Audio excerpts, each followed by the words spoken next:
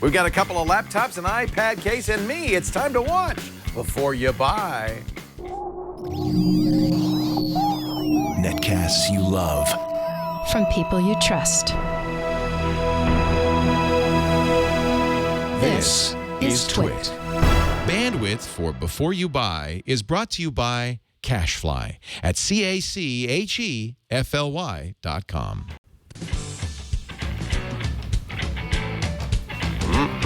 Do I ask first? Yeah. I ask first, okay. And then me and then you.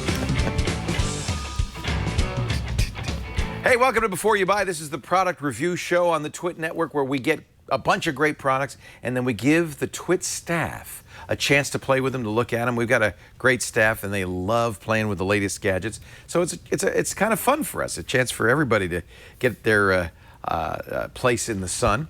Now, actually, this is going to be kind of a slow show because the big product announcements are all coming for Q4 in the next few weeks. Yeah, Windows Nicole 8 Lee, especially. Yeah, Nicole Lee's our producer. Yeah, we're waiting on PCs for Windows 8. We're going to see a slew of cell phones. In fact, tomorrow, August 29th, the Galaxy Note 2, which I will immediately order because I love my old Note. I can't wait to see the new Galaxy Note. Motorola's got new phones. Nokia World is coming up on September 5th. They'll probably announce the new Windows 8 phones. Yep.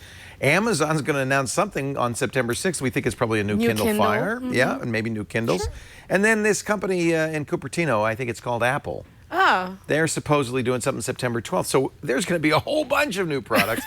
In fact, I just got the email. Nicole sends out an email every week saying, okay, this is what's in-house. Who wants to review it? And it was a long list. Yeah, we have the ThinkPad Carbon next one. People are just chomping at the bit to review that one. So I apologize. This show is just a couple of three products. Yeah, sorry. But we're going to start. Hey, sometimes that happens. There's a lot of new stuff. It's the end of the quarter. Yeah. And a lot of times they want to really hold off on product releases till the new Windows is out, until the back to school and the holiday back to buying school's a and big all one. of that stuff. So, Yep. But this is an interesting back to school computer. We've been reviewing a lot of Lenovo notebooks. Ayaz Akhtar has a look at the latest. Ayaz? I'm Ayaz Akhtar with Twit, and this is the Lenovo U410 Ultrabook. Now, if you're looking at this notebook, you're like, hey, isn't that a little thick and maybe just a little heavy for an Ultrabook? You're right. It's pretty hefty. It's a 14-inch notebook, but it's got a lot of ports on it. We've got two USB 3.0 ports. We've got an HDMI. We've got Ethernet. We've got an SD card reader slot. On the other side, we've got two ports for USB 2.0 and a headphone mic jack right there. Otherwise, not a whole lot else around the actual notebook. Inside this machine, we've got Intel Ivy Bridge, so that's the latest and greatest processors you can get. This unit had 8 gigabytes of RAM, and inside, it's great. Performance-wise, it's very, very solid. However, that's only if you do some really crazy things, like, see this trackpad? It seems to hate me, so maybe it works different for you.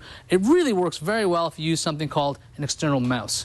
When I was deciding to do something called scrolling with 2 fingers, it decided I was pinching and zooming. I don't agree with that, so that didn't work out so well. The build quality on this is pretty chintzy. I'm really surprised at how poor this thing is put together. If I push on the keys, just like in the other Ultrabook I've tried out from Lenovo, there's actual flex under the tray of the keyboard. It's really unsettling because you feel like you're going to break this thing. On top of that, we've got a very interesting design element. I don't know if this is a bug or a feature. When I was picking up the notebook to put in my bag, I heard a noise. The bottom of the case here apparently is not exactly attached to something inside the notebook. So it makes this clicking noise, which freaks me out because this thing costs $800 when it starts at $800. So you're paying $800 and you can't really use it. It's kind of a pain. One more thing about the design, and this bothered me because the predecessor to the 410, the Lenovo's other Ultrabooks, they had a nice big lip over. Opening this is not as easy as it used to be. Like, you have to just kind of get your fingers in there. It's some very strange design there. I don't know why they decided to make the lip shorter, but that's also another problem. Okay, so for the pros and cons, on the pro side, inside this machine is some really capable hardware. It can do a whole lot of things, and Lenovo gave you a ton of ports. I really like the fact that there's 2 USB 3.0 ports because that's the future, and Ethernet is always good to have. So big fan of that. However, as you can tell, the cons seem to definitely outweigh the pros on this. The design is pretty kind of boring. People were joking that, hey, is that a MacBook over there? It's not a MacBook. It just looks like one. Also, that trackpad was maddening. The keyboard flex, the body flex. There's a whole lot of things wrong with the design and build quality with the Lenovo. So, is it a try, buy, or don't buy? I think you know where I'm going with this one, don't you, folks? $800, I'm going to say don't buy. At that price, buy yourself a nice desktop computer and then get a mouse that works, a keyboard that works, and a monitor that has a better resolution than 1366 by 768. I'm Aya's Actor with Twit, and this is the IdeaPad U410. Thank you, Ayaz. Ayaz, of course, is the host of TNT, Monday through Fridays, 10 a.m. on the Twit Network. That's 10 a.m. Pacific, 1 p.m. Eastern Time, 1700 UTC for your daily dose of tech news. And Ayaz also hosts a great show called Know How with me every Thursday afternoon. We show you how to do stuff with your computer. You know, I'm looking at this Lenovo, and it's clearly designed really for the big box stores, the Costco's, Price Clubs, Sam Clubs. It's a low-cost Windows machine, very middle of the road, and I agree with him. There are probably better choices at that price. Doesn't mean Lenovo doesn't make great stuff. Some of their higher end stuff is really top of the line. I have something that you might want to look at, a little more expensive. I'll show you that in just a second if you're looking for an Ultrabook. Right. But first, let's say hello to Nicole Lee, our producer, and you've got a new you've become the queen of iPad covers. Well, I've been trying to find one that fits my brand new iPad 3 that I love. I've been loving using it so far. But I used this iPad Smart case that I really hated because even it covered everything. It just wasn't very stable. That's the new one from Apple. Yeah. That has the smart cover, but it also has a back on. Right, but it this wasn't- looks, I thought at first this was that. This is not. This is something called, it's a very funny name. It's called the Joy Factory SmartSuit 3. I think that sounds like it's made in Japan or China. Probably. It comes in this interesting waterproof Ziploc case, which I thought was very interesting. And it comes with like a Are you mouse supposed to pad keep as using well. it, or? I guess so. It's like a case for your case. Yeah, It's very a case case. strange. It's Yeah. a case. Anyway, so what I like about it. It does have the smart cover Yes. rollback thing. So I don't know if you can see this on the screen here, but it's basically a snap-on hard Here, case. hold it right here so Right, you can. okay. Yeah. It's basically a snap-on hard case. So it's Oh, that's plastic. good. It's a snap-on. That's tough. So it's Yeah. not like a sleeve where you can sort of, it's kind of sloppy and kind of, kind of floppy. It's a plastic hard case, and there are cutouts on the back for the usual, camera, the controls, the speaker, nice opening there, and the dock and all of that, especially that's top bit. But it has a magnetic cover, very similar to the smart case and the smart cover. I like that. And the interesting thing about this is that even with the smart case and the smart cover, if you put it on the back, it just sort of flops around. This one has a magnet on the back, That catches it. so that catches it, so that you can just hold it with one hand, and it'll just stay there. This is a pretty nice case, it looks It's a like. very nice case. Yeah. It comes in different colors and all of that. And you can do the same thing you can do with the Apple smart case. You can roll it back and You can roll it use back. it as a You stand. can use it as a stand. It's much more stable than the smart case. It's very stable. It's Yeah. very nice. It was really floppy when you used the smart case. It was really terrible. No, it was pretty awful.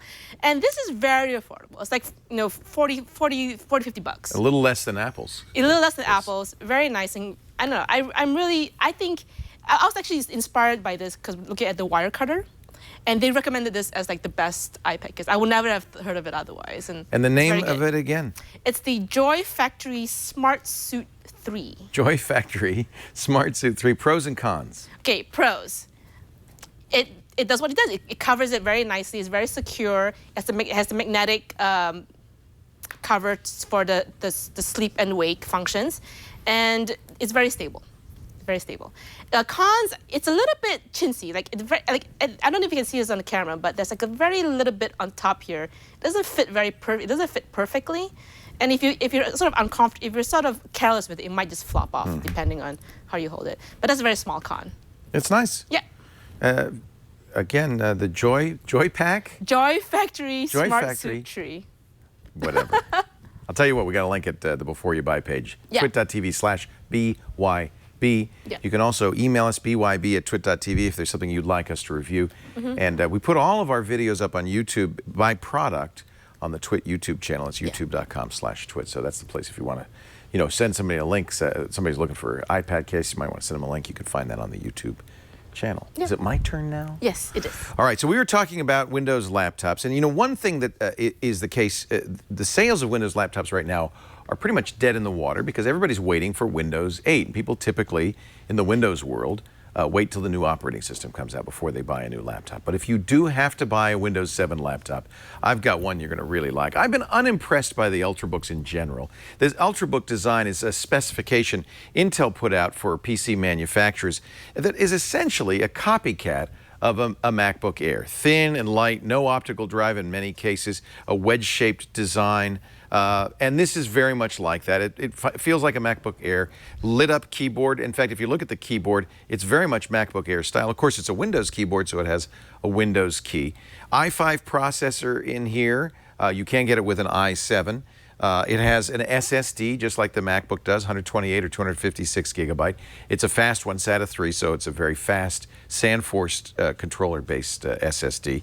And 4 gigs of RAM, and that's it, just 4 gigs of RAM. Nice metal case, though. It's not an aluminum unibody case. It's the brushed metal that ASUS is famous for. This is their Zenbook